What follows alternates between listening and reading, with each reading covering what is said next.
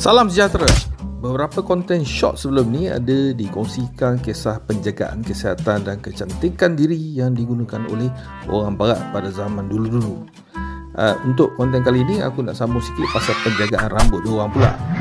Sebelum kita lanjutkan, tolong tekan butang like dan subscribe untuk support channel ini capai 1200 subscriber, okey? Jangan lupa untuk berikan komen juga. Terima kasih.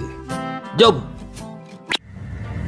Pada abad ke-15, penyakit seksual iaitu sifilis telah menular di seluruh England dan banyak negara Eropah ketika itu.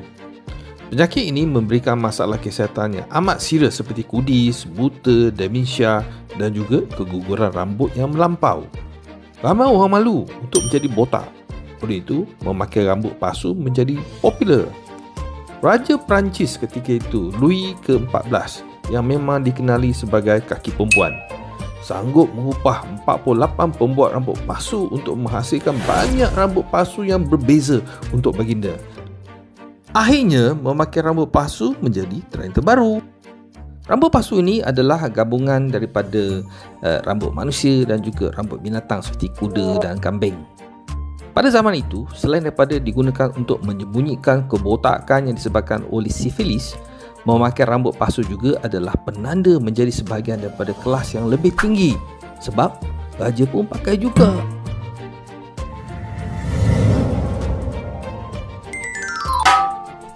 Kita sambung pula kisah kedua pasal masalah rambut ini.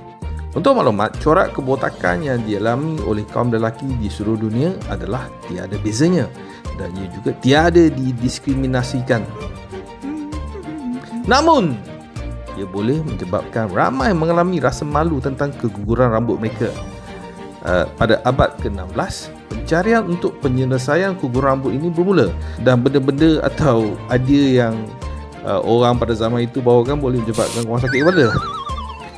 Bagi mereka yang tidak suka pakai rambut palsu, cuba korang teka apa idea terbaik yang diorang gunakan untuk sapu pada kepala. Betul tekaan korang, iaitu campuran tai ayam yang mengandungi potassium yang tinggi dijadikan lotion khas disapukan pada kepala yang dikatakan dapat merangsang pertumbuhan rambut. Sebenarnya secara saintifik ia tidaklah berjaya pun. Dia ingat nak samakan rambut dengan tanam sayur kot, nak gunakan tai ayam sebagai baja. Aduhai, Pagi cepat besar.